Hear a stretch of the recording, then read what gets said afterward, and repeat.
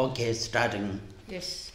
Chom den den jam be yong la sha so lo khang ge lo de den ye den ye dar nam da rap sar ve jin ye den den che jen se che ni je tu gra le won zen da se be chen ra ma re men tam dung e che ze ve ro zo kon la bu je tar ze yin ma tu je yong den song Rodre che ro ni long le che chaw che mare mesre dung e nyu gu che nye chen ze ra che nam dene ta jen sa ju yun den lu zo du yu gu chung trai chu dong chu ni jen te da le men sen jam be yong la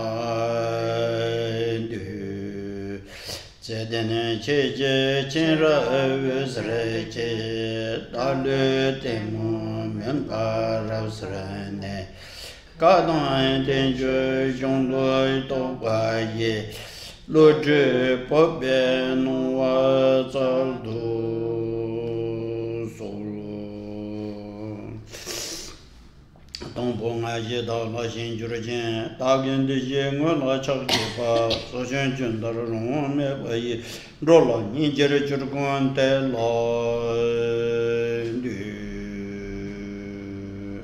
Javian Shana Dorje Reze, Sayin Bo Japanam Brasare, Namganin Bo Shamba Kunduzon, Yeve Sejin Jela Shaje, Sheje Kala Chenra Chengurje, Zebe Don Durjelen Lapo, Jarve and Bakan Sanzepe, Gajurum Bo Shala Shaje, Serap Kundu, Sije Tanyele, Tamge Samme Shagi Yong Shen, Jongjumin Lamken Karma, Meshe Tebe Chivu Tsuge Du Lazo, Tene, Che number 2 sinking so, Tagwa Shudi Etere, Samba Shonchip Chodo, Sem Jepa Sal Tamne, Suljin du Senro Nang. So please. S'il vous plaît, commencez par générer le suprême esprit d'éveil.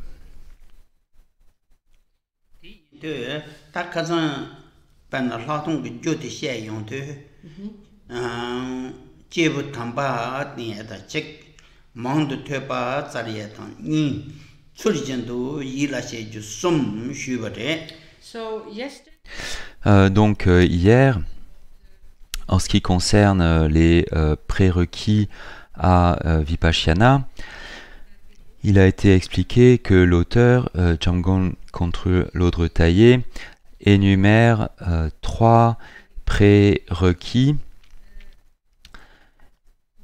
qui sont nécessaires à un pratiquant qui souhaite pratiquer la méditation de Vipassana. Le premier des 3 prérequis, c'est de suivre une personne sage ou un enseignement sage. Le deuxième prérequis, c'est de l'écouter assidûment. Et le troisième prérequis, c'est de réfléchir en conséquence.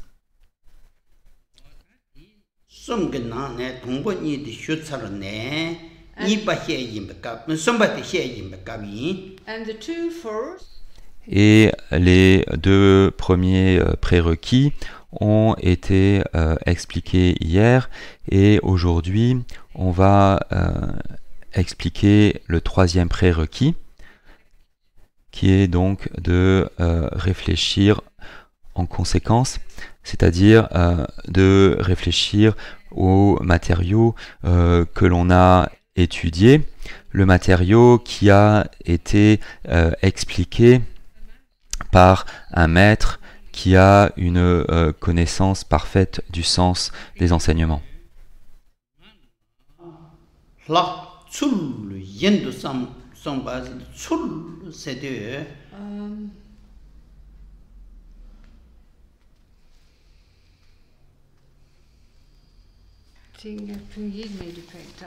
Tsul-yin senpa-wo song-do. Tsul-yin-du c'est-du. Tsul c'est-du. Penna tawa number takwachi. Tawa number takwachi. La sama tangkore mato. Tawa number ji mena. Platon que tokpa te rendu de jetve du segmare song. Now, the third Et donc le troisième prérequis, c'est le fait que le pratiquant réfléchisse en conséquence. C'est-à-dire que le pratiquant réfléchit en conséquence de ce qu'il a étudié, en conséquence de ce que lui a expliqué un maître qui a une connaissance complète du sens des enseignements. Donc le mot en conséquence, dans la phrase réfléchir en conséquence, fait référence au fait que le pratiquant doit, sur la base d'une réflexion appropriée, donner naissance à une vue authentique, en lien avec ce qui a été expliqué. Une vue authentique est une vue qui n'est pas contaminée par des croyances erronées. Et donc, on peut dire que c'est une vue authentique ou pure du fait que c'est une vue qui est libre de défauts par rapport à ce qui a été expliqué. La raison pour laquelle une vue authentique est nécessaire, c'est que sans une vue pure ou authentique, une vue libre de différents défauts, tels que des conclusions erronées, des croyances erronées, si cela est présent, cela devient un obstacle à la pratique de la méditation de Vipassana. En fait, sans une vue libre de défauts, ce n'est pas possible pour le pratiquant d'atteindre un quelconque niveau de réalisation dans la méditation de Vipassana.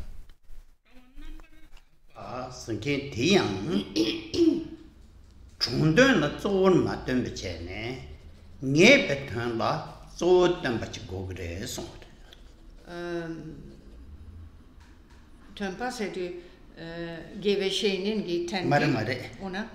Chondön tela sortön ne chondön ram gelen gokorma deveche. Aha. Gedön gitawate khako utum tene tela ladung ngo jongye. Now, in terms of Et en ce qui concerne ce qu'on appelle un point de vue dans le bouddhisme, il y a deux aspects qui sont présentés. Il y a d'abord le sens provisoire d'un point de vue, et ensuite le sens définitif du point de vue en question. Et dans le contexte de la méditation de Vipassana, le pratiquant doit principalement s'appuyer sur le sens définitif ou l'approche absolue. Parce que en fait la première approche, le sens provisoire, en fait, est lié à la vérité provisoire. Il s'agit d'une approche qui a un certain but, et une fois que ce but est atteint, cette approche n'est plus nécessaire. Alors que l'approche définitive ou l'approche absolue, concerne en fait la véritable nature de la réalité, qui n'est pas provisoire.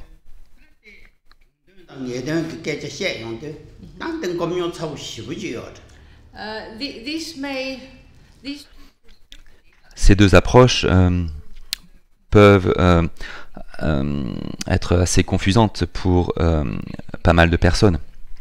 Ces deux approches peuvent donner naissance à pas mal de confusion chez beaucoup de pratiquants.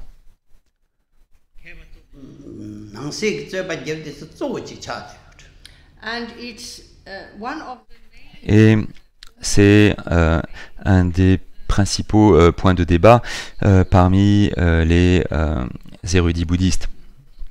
Comment définir ces deux approches? En fait, c'est quelque chose qui est longuement débattu chez les érudits bouddhistes. Néanmoins, Khenpo Rinpoche va donner, ou plutôt donc, le Khenpo Rinpoche va présenter une explication de ces deux approches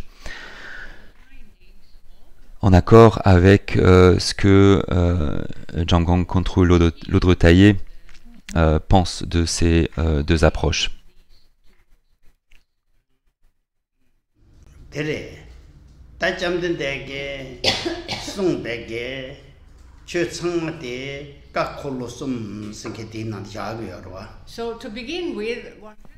Donc au départ, il faut considérer le fait qu'il y a trois catégories d'enseignement du Bouddha Shakyamuni. Ces trois catégories, c'est d'abord le premier tour de roue du Dharma, ensuite les enseignements du second tour de roue, et enfin les enseignements du troisième tour de roue du Dharma.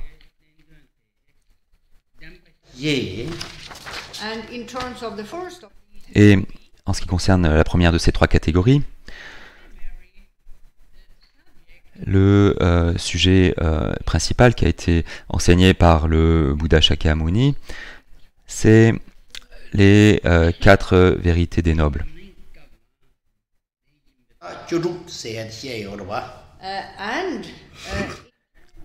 Et en ce qui concerne la présentation de ce sujet, le Bouddha a exposé 16 aspects en lien avec ces quatre vérités des nobles. En fait, donc, chacune des quatre vérités a quatre aspects, ce qui fait que donc il y a 4 fois 4, 16 aspects.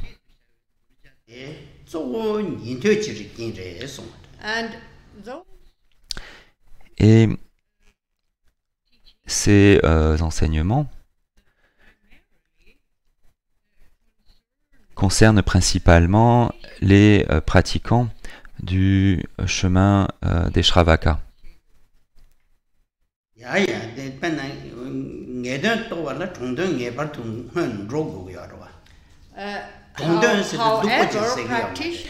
Néanmoins, les pratiquants de toutes les divisions du bouddhisme étudient ces enseignements et réfléchissent au sens de ces enseignements et méditent sur ces enseignements.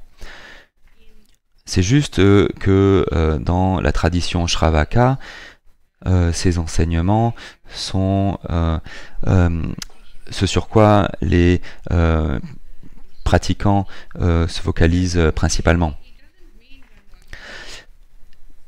Quand on dit que ces enseignements ont été donnés principalement pour les pratiquants Shravaka, cela ne veut pas dire que les autres pratiquants des autres divisions du bouddhisme ne sont pas concernés par ces enseignements. Cela veut simplement dire que ces enseignements sont le sujet principal, le thème principal dans cette tradition.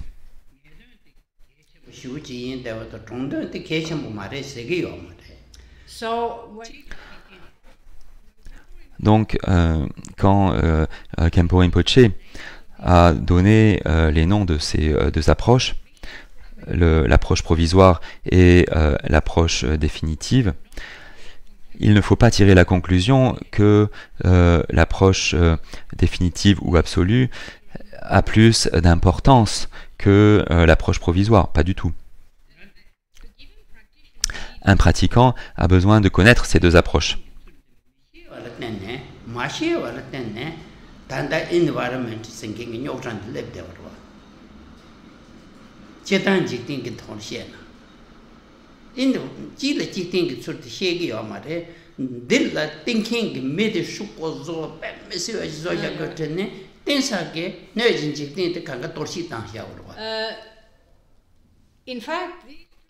En fait, ces deux approches sont nécessaires, comme il a été dit, et il y a une relation d'interdépendance entre ces deux approches. L'une est la base de l'autre et vice-versa. Donc c'est une paire où les deux approches sont d'importance égale. Et si on ne comprend pas cela, alors on fait une erreur fondamentale de la même façon que dans le monde d'aujourd'hui où la prospérité économique dans certaines parties du monde est la norme. Dans certaines parties du monde, la majorité de la population jouit d'une grande prospérité économique et en fait la prospérité a été alimentée par le désir de vouloir encore plus de prospérité économique, à tel point que, si bien que les ressources naturelles ont été mal utilisées, les énergies fossiles ont été utilisées pendant des décennies sans qu'un seul membre de l'humanité ait pensé que cette utilisation excessive n'était peut-être pas la meilleure idée.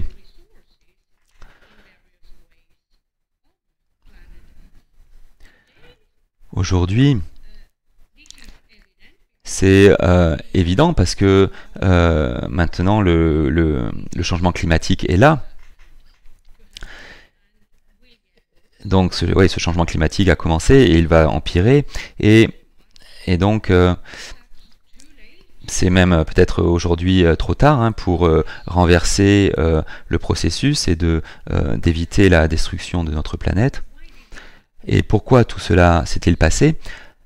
Parce que les gens n'ont pas eu conscience du fait que les ressources naturelles disponibles et la façon d'utiliser ces ressources étaient en relation interdépendante. Si l'on utilise trop les ressources naturelles, alors apparemment, cela pollue le monde et perturbe l'ordre naturel à tel point que l'on risque de détruire toute la planète. Et ceci, la plupart des individus n'y ont pas pensé jusqu'à il y a quelques années. Mais pendant des décennies, personne n'a pensé à cela. Now, today, Et aujourd'hui, ceux qui ont compris le problème essaient de plein de façons de faire comprendre à la majorité des humains qu'il faut absolument faire un changement radical aujourd'hui, avant que ça soit trop tard. Mais en fait, apparemment, un changement radical ne va pas se produire parce que la majorité des gens sur cette planète ne comprennent pas le problème. ngedön tawa te chijin to kogona chondön gen rotan tela tangbo she go yare tele nyamje chin nang go yare tene ngedön tartu tawa ti gera kamba pot. so that's an example. Donc, c'est un exemple de relation entre le sens provisoire et le sens définitif. Sans une bonne compréhension du sens provisoire, ce n'est pas possible d'acquérir une bonne compréhension du sens définitif ou de l'approche définitive.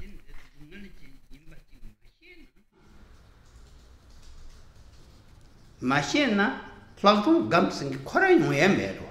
Now, Et un pratiquant qui n'a pas complètement réalisé que les affaires du monde sont de la nature de la souffrance, cette personne ne pourra jamais atteindre un quelconque niveau de réalisation dans la méditation de Vipassana. Ce n'est tout simplement pas possible.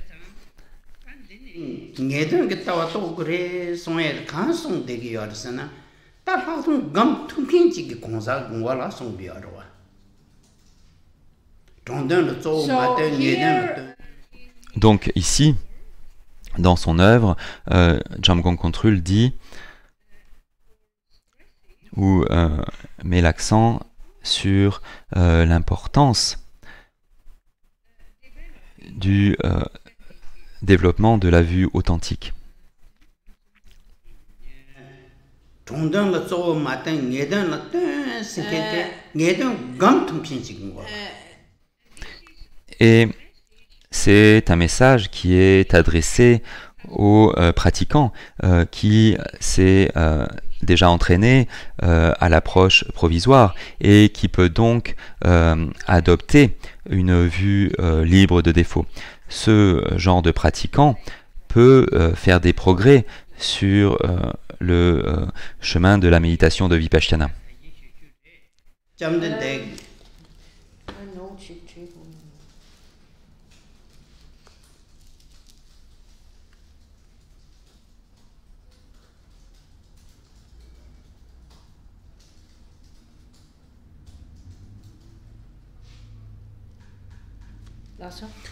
잠든 데게 송배 콜로 통보대 총전체.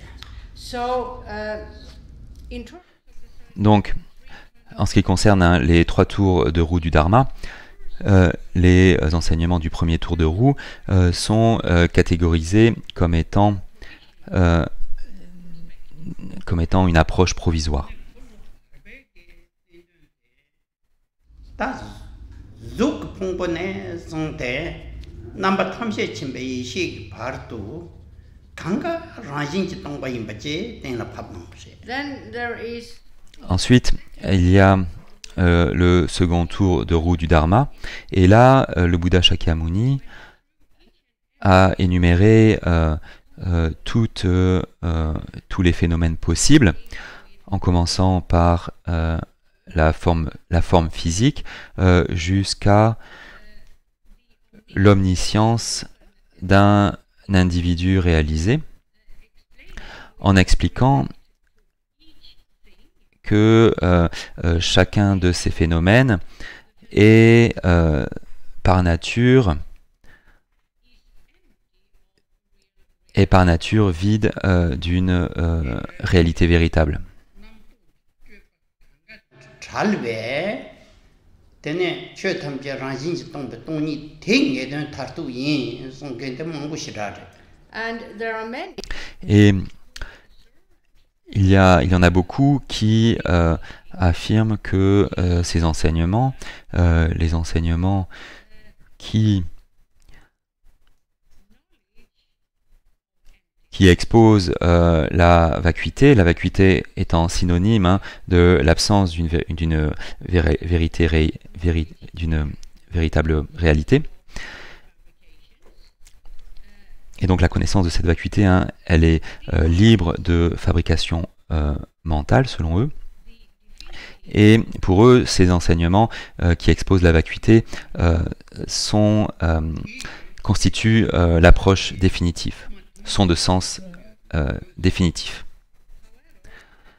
Néanmoins, selon Jamgon Kongtrul Lodro Tayé, ceux qui adoptent cette vue sont principalement des individus qui appartiennent à l'école de pensée Madhyamaka, une des nombreuses écoles de pensée bouddhistes. Et cette école de pensée, en fait, met l'accent sur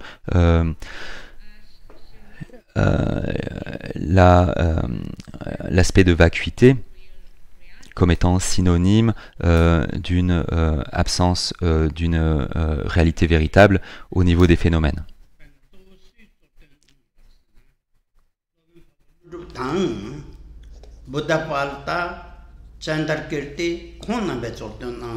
Now, terms of Buddhist masters.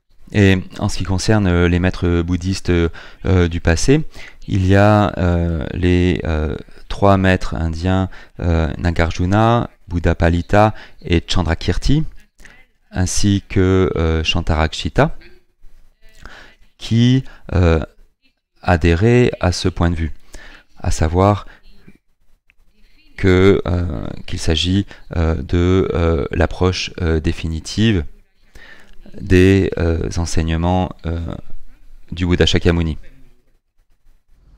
Of course, Bien sûr, il y a beaucoup plus d'individus qui adhèrent à ce point de vue, parce que ces quatre maîtres qui ont été listés avaient beaucoup de disciples qui ont ensuite répandu cette vue en l'enseignant à leurs disciples, etc.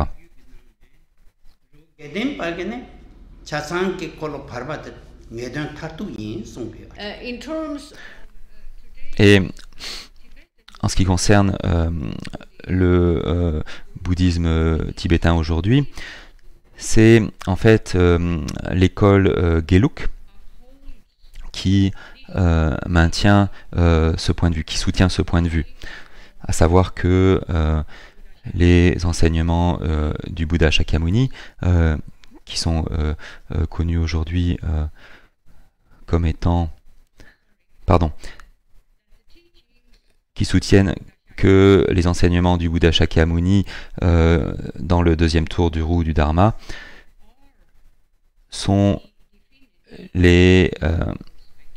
constituent l'approche définitive de l'enseignement du Bouddha.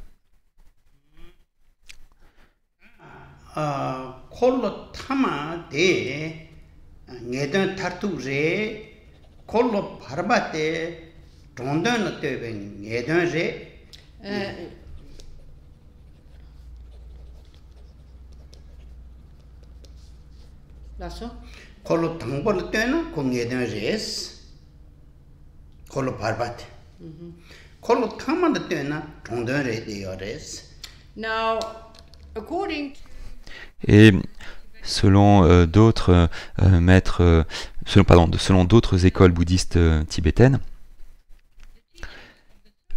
les enseignements du troisième tour de roue du Dharma constituent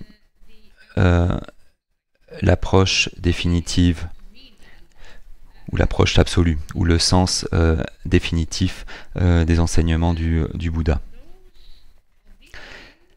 Et ceux qui adoptent cette vue expliquent que les enseignements du second tour de roue peuvent être catégorisés comme définitifs ou absolus quand on les compare aux enseignements du premier tour de roue. Mais quand on les compare aux enseignements du troisième tour de roue, les enseignements du second tour de roue deviennent provisoires.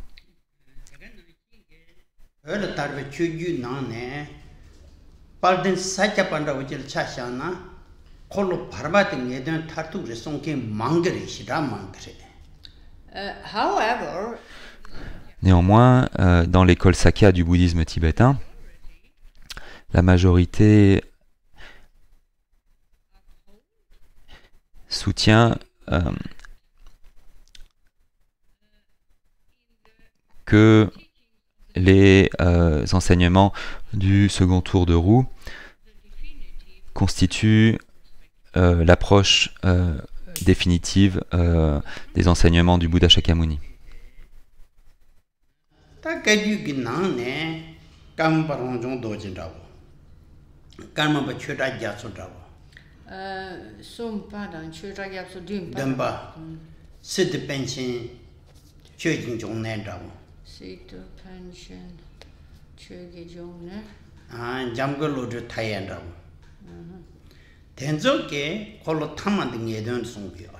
now if we look at Et si l'on considère l'école Kagyu, la majorité des maîtres dans cette école voient les enseignements du troisième tour de roue comme constituant l'approche définitive des enseignements du Bouddha Shakyamuni.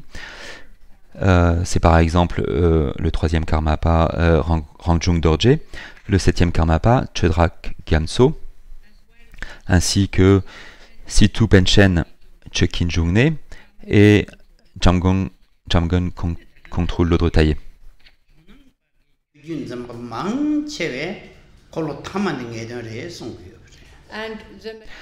Et la majorité des maîtres de la tradition Jonang du bouddhisme tibétain soutient cette vue également.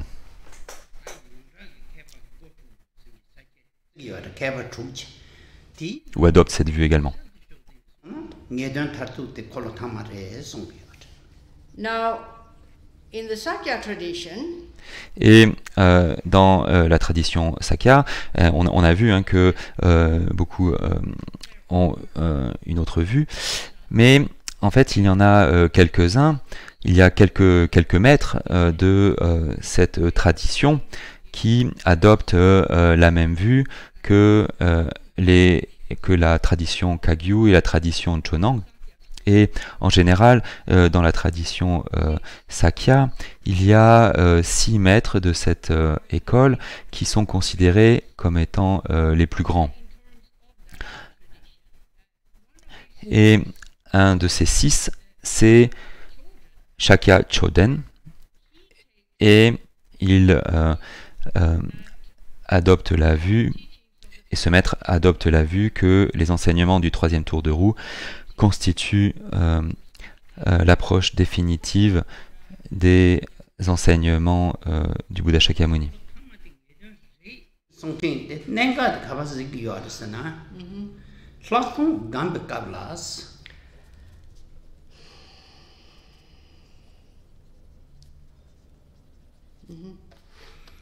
Semje ranjing tongba yimbate ngo tongba yimbate ranjing ösal tike to gugyare ram semgi ngovor jag menar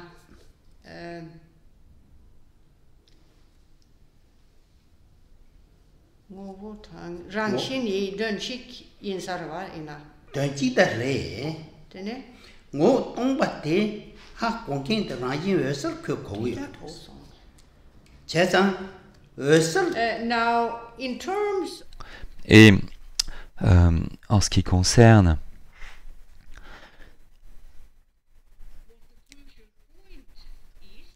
le point crucial, quand on asserte que les enseignements du troisième tour de roue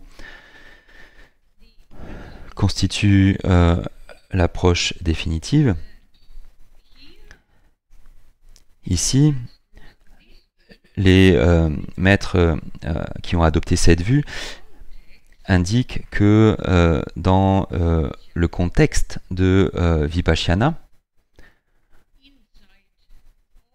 la vision pénétrante de ce qu'est la véritable nature de la réalité,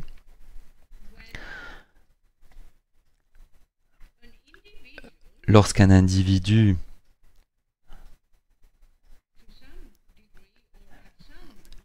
à un certain niveau voit, lorsque l'individu dans une certaine mesure voit la nature vide de toute chose ou de l'esprit,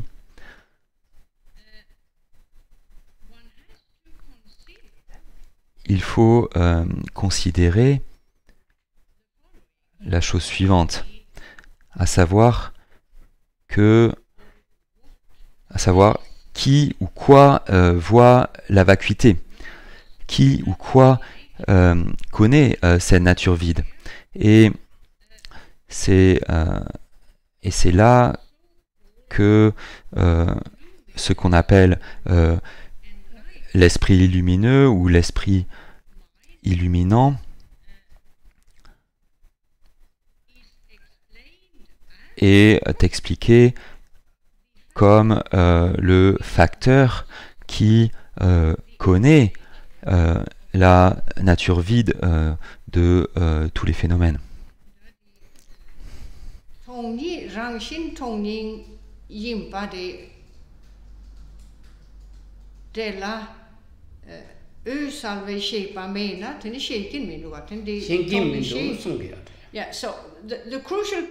Donc le point crucial ici, c'est que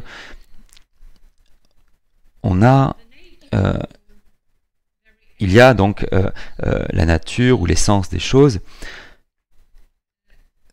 qui est leur absence de réalité véritable. Et afin de réaliser l'absence d'une réalité véritable, on a besoin de la connaissance. On a besoin de la connaissance illuminante. Illuminante dans le sens où cette connaissance voit la vérité. Sinon, qui ou quoi va connaître la vacuité?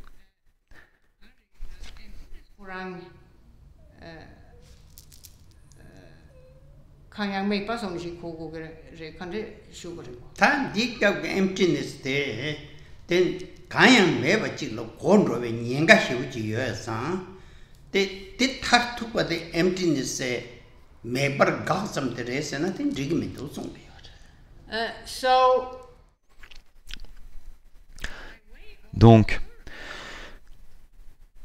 en assertant la connaissance illuminante de la vacuité, il devient clair que la vacuité n'est pas un simple néant, un état vide, comme une pièce vide.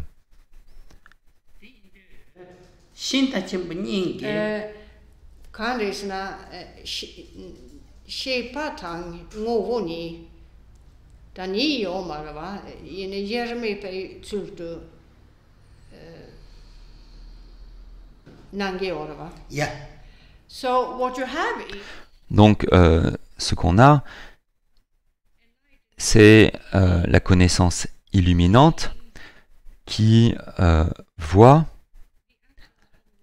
l'absence d'une réalité véritable, la vacuité. Les deux n'existent pas séparément. Les deux sont inséparables. Par conséquent, la véritable nature, la vacuité, n'est pas un simple néant.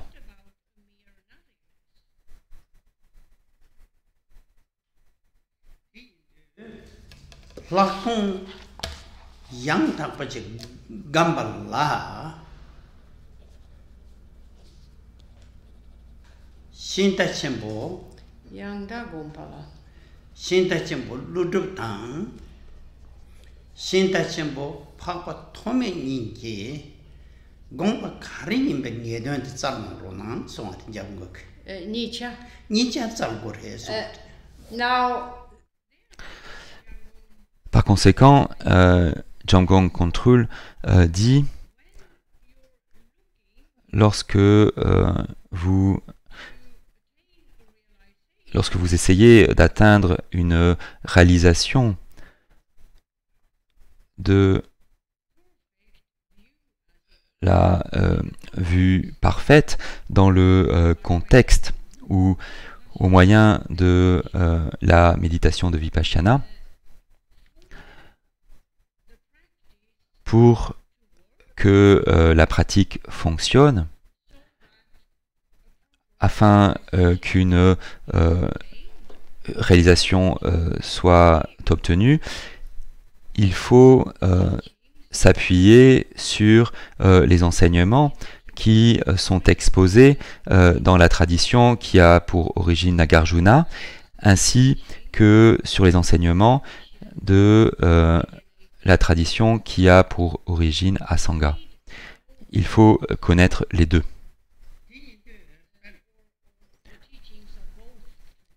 Il faut connaître les enseignements de ces deux traditions.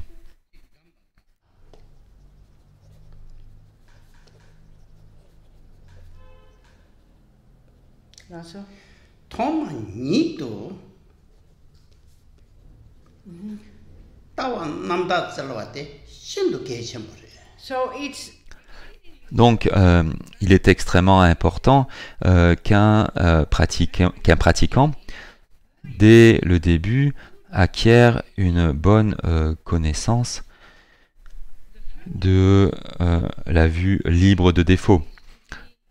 La vue qui doit être la base de sa méditation de Vipassana. Tawa la pena thongbo lobjong che tene bhartu lobjong che jabe tawa te ta khar segin do tene yang do samna tanya ta hajang keshem bu yinsare. so it Donc, il est très important de s'engager dans l'étude des écrits qui exposent la vue libre de défaut. Et ici, cela concerne principalement la tradition de Nagarjuna et la tradition d'Asanga. Et une fois que l'on a fait de vastes études à ce sujet, il faut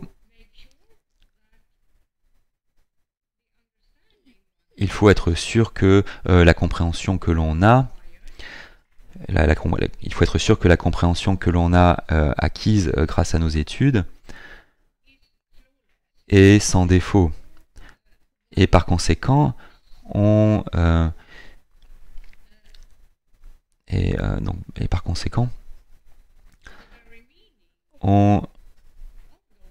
cherche le sens de ces enseignements. Et on peut faire cela en pensant, en se posant la question quel est le point crucial de ces enseignements, etc., etc. Donc, on s'applique à un processus de certification qui va nous permettre de savoir si la compréhension que l'on a acquise à travers l'étude est erronée ou pas.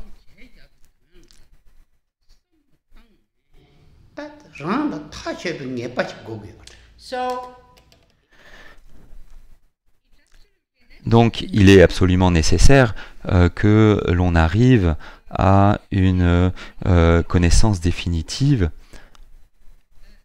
des enseignements que l'on a étudiés. Sans avoir une connaissance définitive où l'on est sûr que l'on a compris correctement ce que l'on a étudié, les progrès ne sont pas possibles.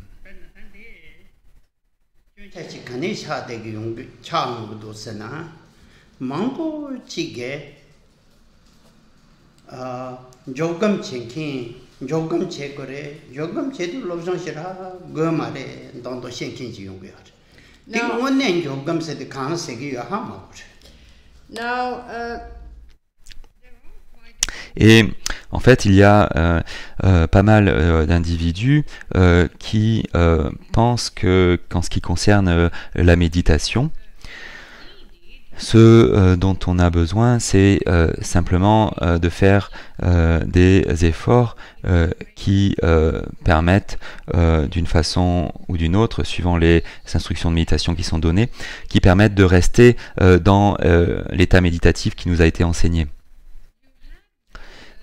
Et en fait, il y a deux types principaux de méditation. La méditation analytique, ou la familiarisation analytique, et la méditation posée, ou la familiarisation posée. Et il y a beaucoup de personnes qui pensent que la méditation analytique est superficielle, qu'on n'en a pas besoin, etc. Et que ce qu'il faut faire, c'est juste de se focaliser sur la méditation posée.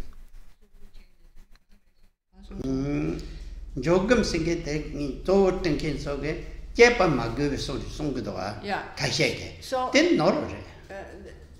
there is then the mistaken view.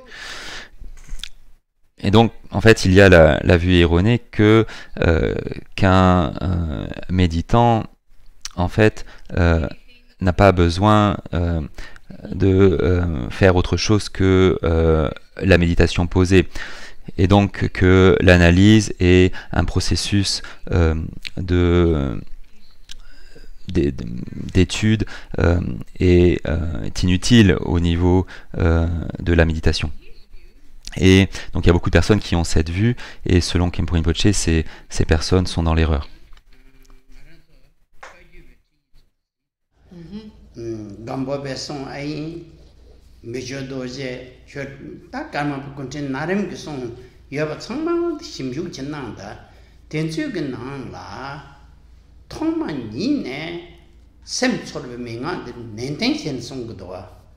Now, in terms of Et en ce qui concerne l'école Kagyu et ses maîtres du passé, il y avait par exemple un des pères fondateurs, Gampopa, et ensuite il y a tous les Karmapa, etc. Et tous ces maîtres mettent l'accent sur l'importance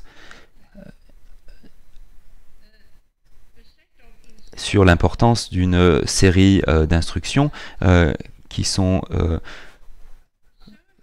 connues sous le nom « Chercher l'esprit ».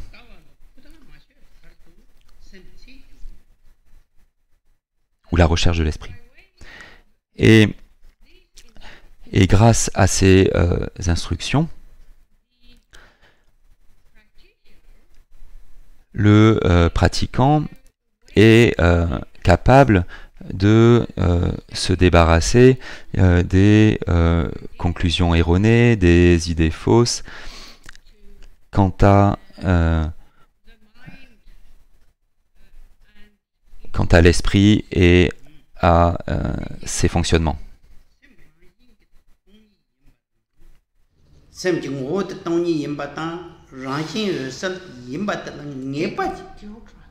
Okay. Sem Ngo Tongba Sem Ngo Tongba Tang Rangin Ösel Yimbala Ngepa Ten Tsubajile Sona Ten Tigel Nyambar Show. By way of these instructions. Et grâce à ces instructions, le pratiquant peut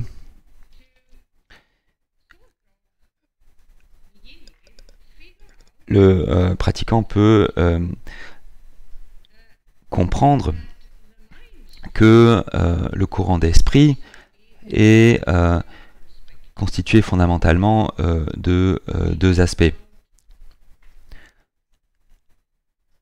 Ce courant d'esprit, c'est d'abord ce qu'il est essentiellement, à savoir que le courant d'esprit est vide d'une réalité véritable.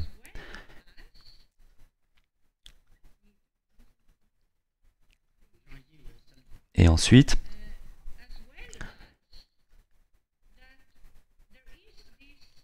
il y a ce fonctionnement d'une connaissance naturellement présente qui connaît l'absence de réalité véritable, ce que l'on appelle la connaissance illuminante, qui voit, ou cette connaissance illuminante, qui voit ou qui connaît la vacuité, c'est-à-dire l'absence de réalité véritable.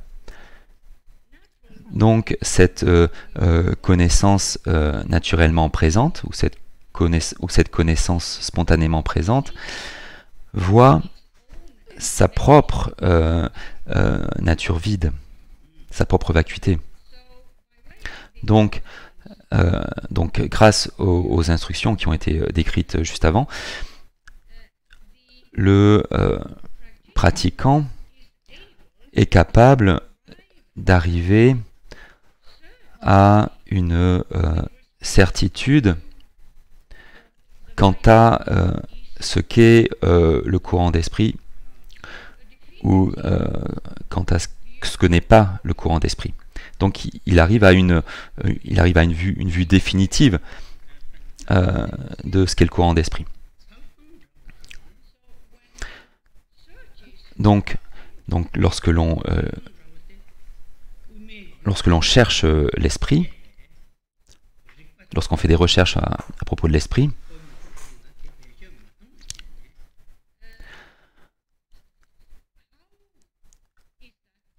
comment est-ce que cela se fait? En fait, il faut comprendre que ces instructions, il faut comprendre que le but de ces instructions, c'est de donner aux pratiquants qui n'ont pas une grande aptitude à l'étude et à la réflexion,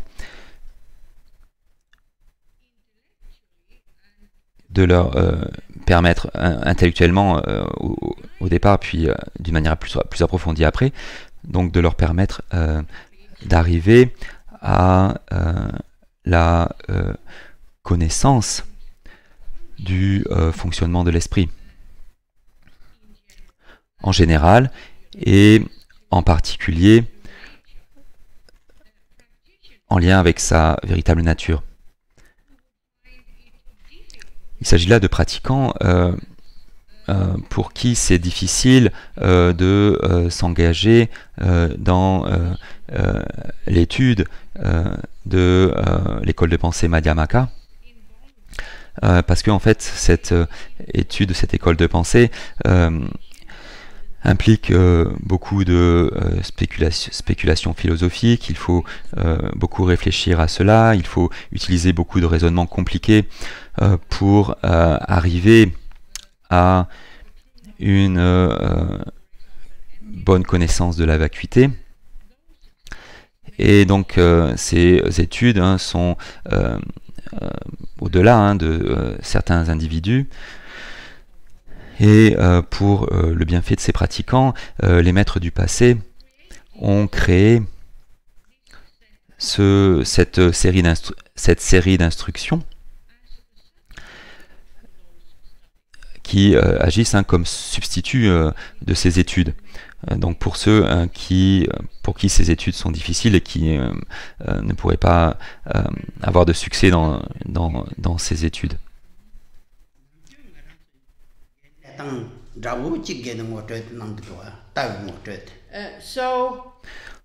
Donc, le point de vue qui est donc mis en évidence par ces instructions est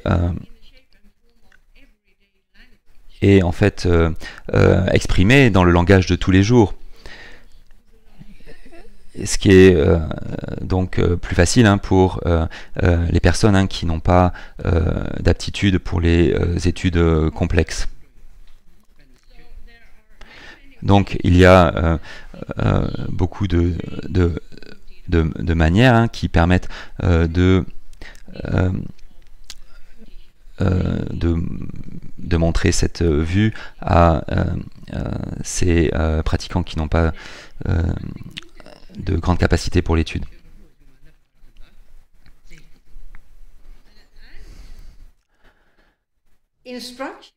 Et les instructions sont données continuellement jusqu'à ce que le maître se rende compte que le pratiquant en question a saisi et a compris le point crucial.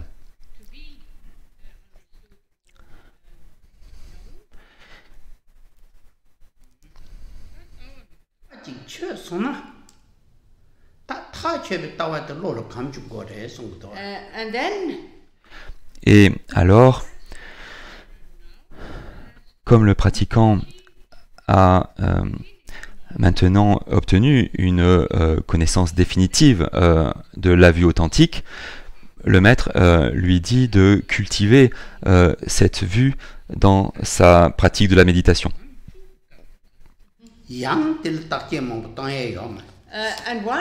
Et une fois que la vue authentique a été acquise,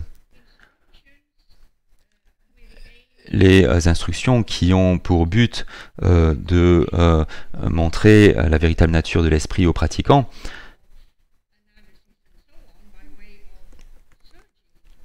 qui sont en lien avec l'analyse et la recherche de l'esprit, ces méthodes ne sont plus nécessaires. Une fois que la vue authentique a été obtenue, alors le pratiquant peut méditer de façon appropriée et le maître lui dit de faire ça.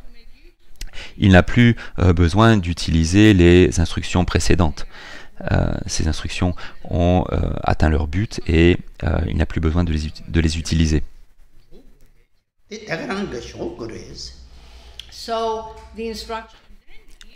Et alors, l'instruction, c'est de rester dans l'état d'esprit qui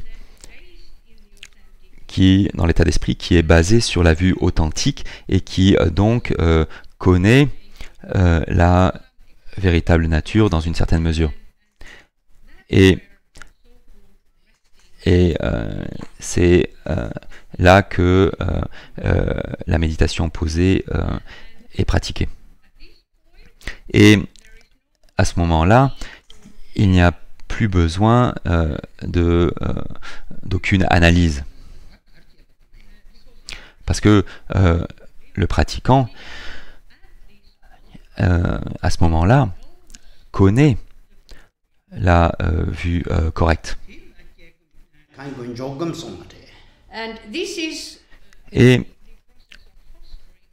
Et le processus où l'on cultive cette vue est ce que l'on appelle la méditation posée.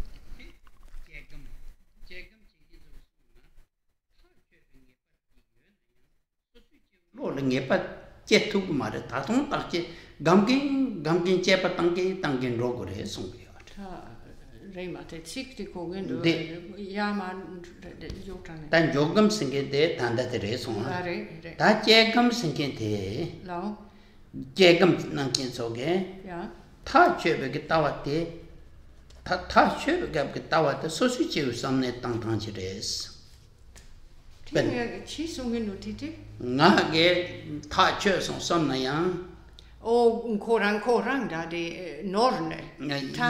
Ta che yin trenchene. Ding ta dan ta ta che we che ta. Donc donc une fois en fait que le pratiquant a obtenu cette vue authentique grâce à l'analyse, ensuite donc le maître lui dit de rester ou de se poser dans la compréhension de cette vue dans sa pratique de la méditation, et c'est là où c'est ce qu'on appelle donc la méditation posée.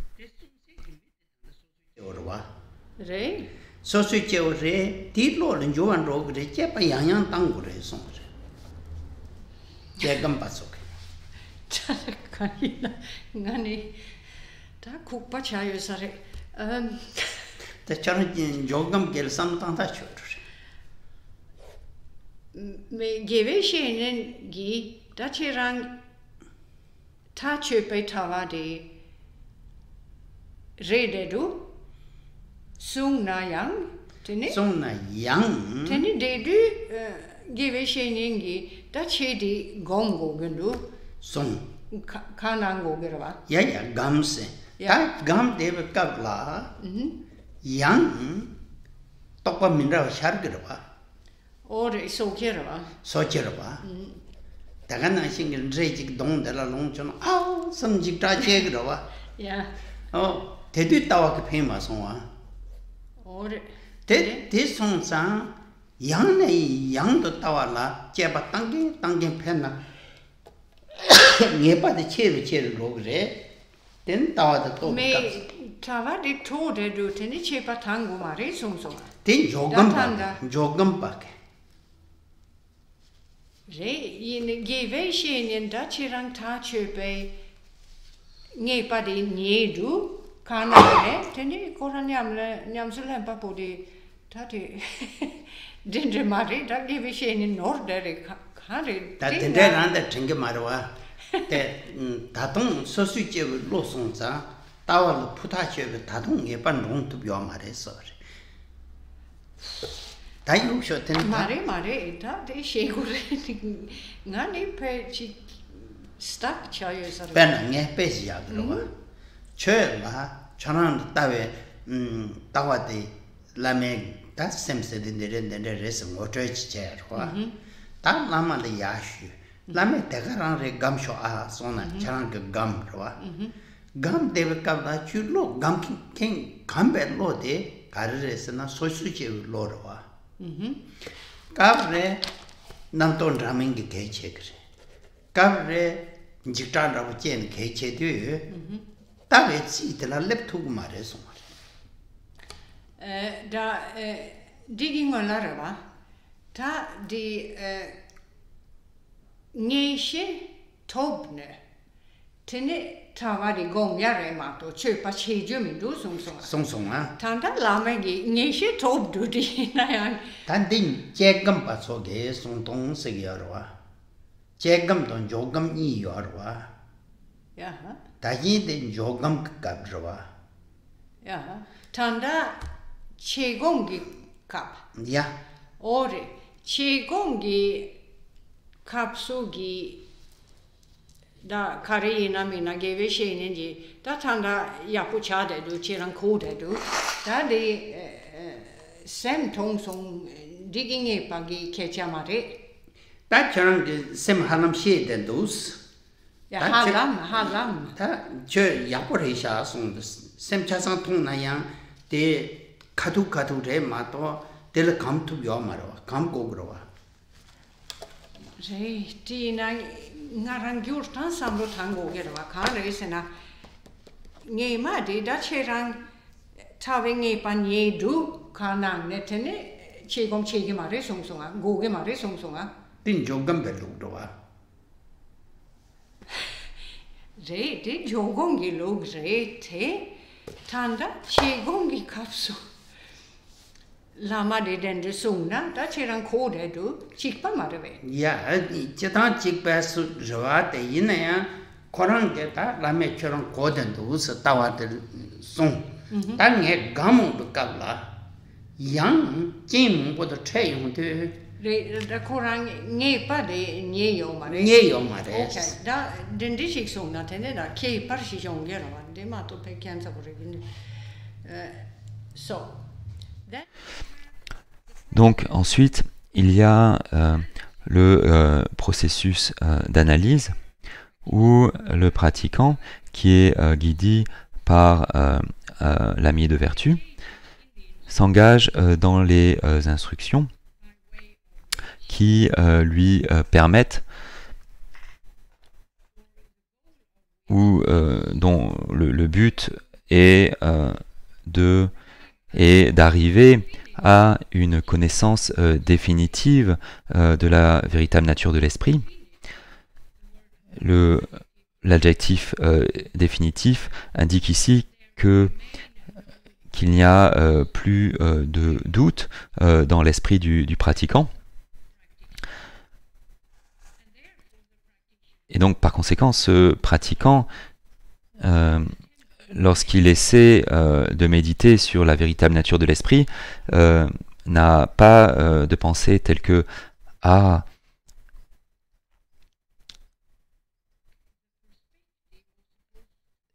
cet aspect devait être comme ceci ». Voilà, en fait, ce type de pratiquant qui est arrivé à ce carrefour est maintenant stable dans sa connaissance définitive. Les fabrications mentales de tel ou tel type qui seraient comme des doutes dans son esprit ne sont plus là. Ce pratiquant n'a plus de doute, et donc ce pratiquant fait juste se pose dans la méditation posée. Et il y a donc ensuite le pratiquant qui est sur ce chemin mais qui n'est pas arrivé jusqu'au bout. Et ce pratiquant donc se relie à un ami de vertu qui le guide grâce à un processus d'analyse, et donc le pratiquant fait des progrès. Et l'ami de vertu l'informe, parce que en fait le type de relation entre l'ami de vertu et le pratiquant, ici le cadre, hein, c'est que donc les instructions sont données, ensuite elles sont utilisées par le pratiquant qui ensuite, lorsque certains effets de la pratique se sont produits, va voir l'ami de vertu et lui rapporte ses progrès, et peut-être alors que l'ami de vertu va à certaines occasions lui dire oui, non, là ça y est, t'as chopé l'idée, mais en fait, il ne s'agit pas ici d'un pratiquant qui a atteint le même degré de stabilité que le pratiquant précédent, qui ne fait plus que de la méditation posée. Ici, le processus est toujours en cours, et par conséquent, même si la compréhension à laquelle est arrivé le pratiquant au niveau de la véritable nature de l'esprit n'est pas erronée, et cela lui a été confirmé par l'ami de vertu, cela ne veut pas dire que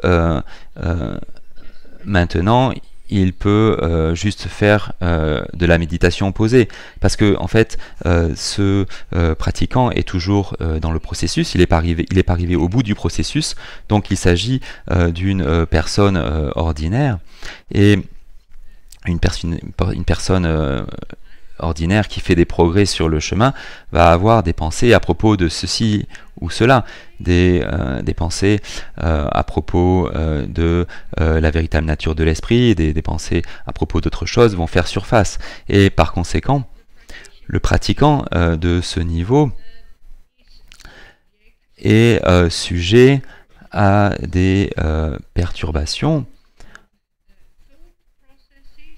en lien avec des processus de pensée, en lien avec des peurs, et ainsi de suite, qui sont des obstacles à sa pratique. La pratique est interrompue, peut-être par une peur soudaine, parce que le pratiquant pense qu'il a vu un non-humain effrayant, qu'il l'ait vraiment vu, ça c'est une autre question, mais il y a ce genre de choses qui peuvent se produire dans l'esprit du pratiquant, dans l'esprit d'un pratiquant qui pratique sérieusement, qui peut pratiquer dans la solitude, et à cause des efforts de ce pratiquant, il peut y avoir des perturbations ou des obstacles qui se produisent. Et à ce moment-là, il est soumis à ces perturbations ou ces obstacles. Et donc, en fait, il faut comprendre le niveau de progrès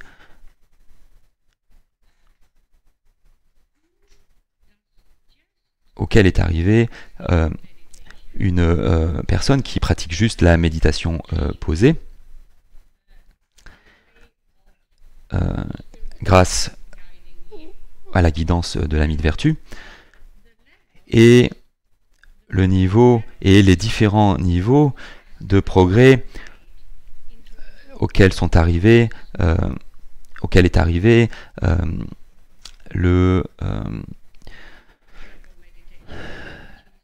auquel on arrive grâce à la méditation analytique, et les pièges et les perturbations possibles qui peuvent se produire dans ce contexte. Parce que le pratiquant du premier niveau, où l'analyse et la focalisation principale n'est pas encore très familier avec la véritable nature de l'esprit. Et donc sa connaissance n'est pas stable, alors que le pratiquant à qui le guide spirituel a conseillé de pratiquer uniquement la méditation posée, est un pratiquant qui est si familier avec la véritable nature de l'esprit qu'il ne sera pas affligé par des perturbations, même si ces perturbations se produisent. Donc il faut comprendre cette différence.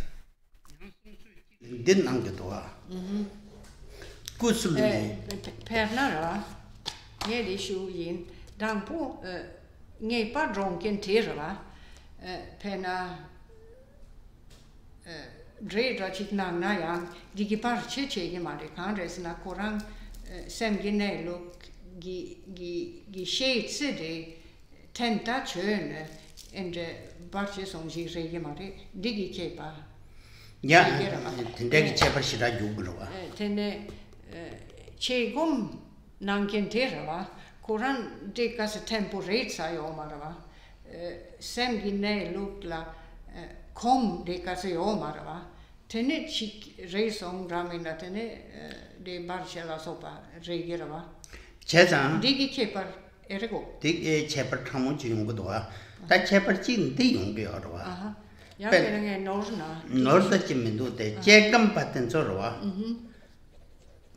Ta ko Kusla Jogam Sungadawatan, Jogam Patent Sola. Oh, the Chegum Pakura. Chegam Patent Solina, Pendetai, Chegam Sungadua. Ta Kevaten Zoina, but Ripatel young to Son do. Ripan and Yapan Dronta, Chena, Tengo Carton, Ranjin Jeton by him, but the Talame, Sem the Shart to be or Rick Pacheta Chena. Jetacho.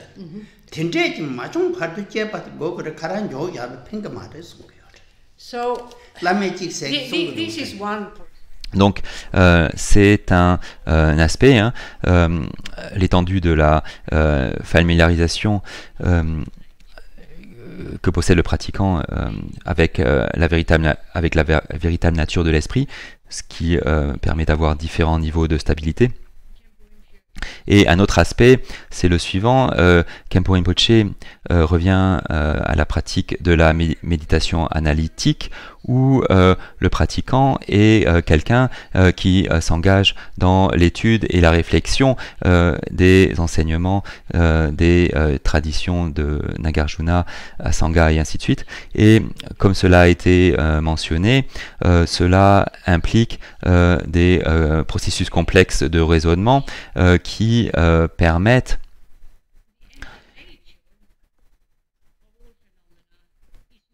de connaître la véritable nature des phénomènes dans une certaine mesure.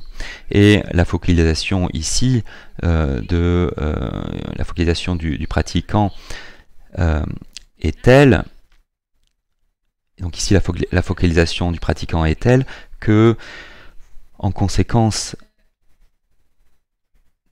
des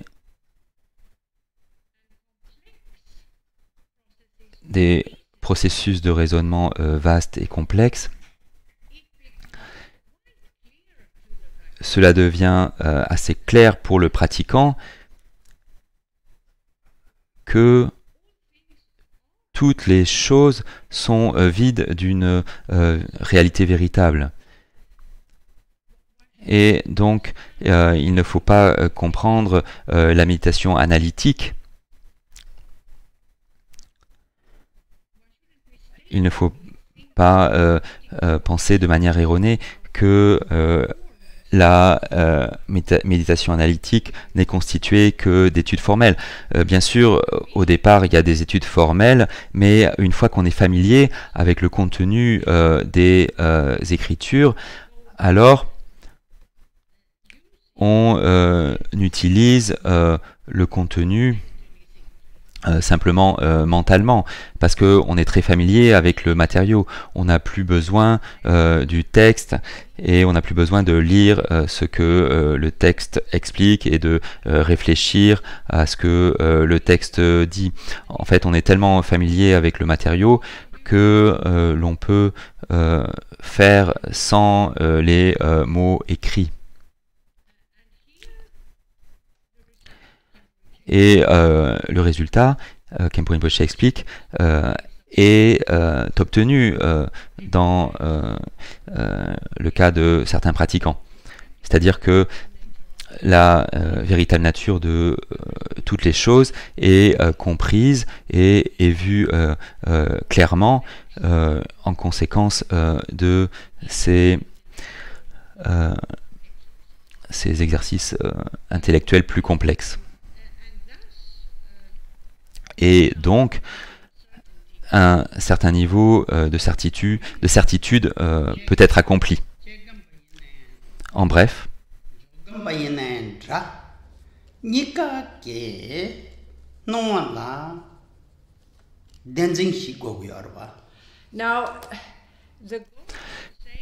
et en fait, le but est le même pour les pratiquants des deux méthodes, la méditation analytique et la méditation posée. Ce que l'on veut accomplir, c'est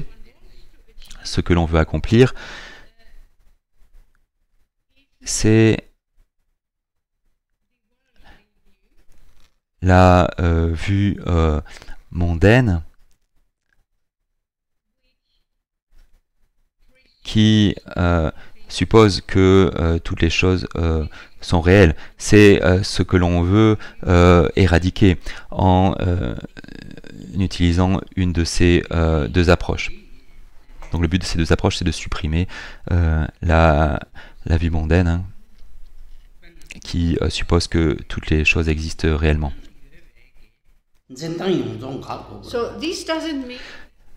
Mais cela ne veut pas dire que l'on souhaite que toutes les manifestations cessent et n'existent plus du tout.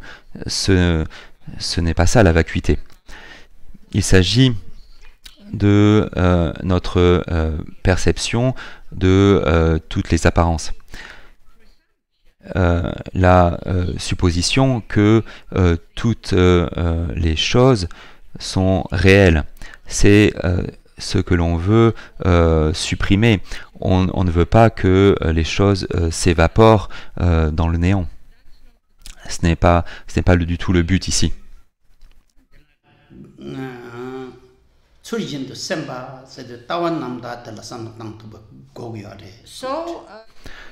Donc, afin de comprendre la vacuité, on a besoin de la vue authentique, la vue qui sait que la vacuité n'est pas un simple néant, un simple vide. La vacuité, c'est une absence de réalité véritable dans tout ce qu'on voit, on entend, etc. Donc c'est tout pour aujourd'hui.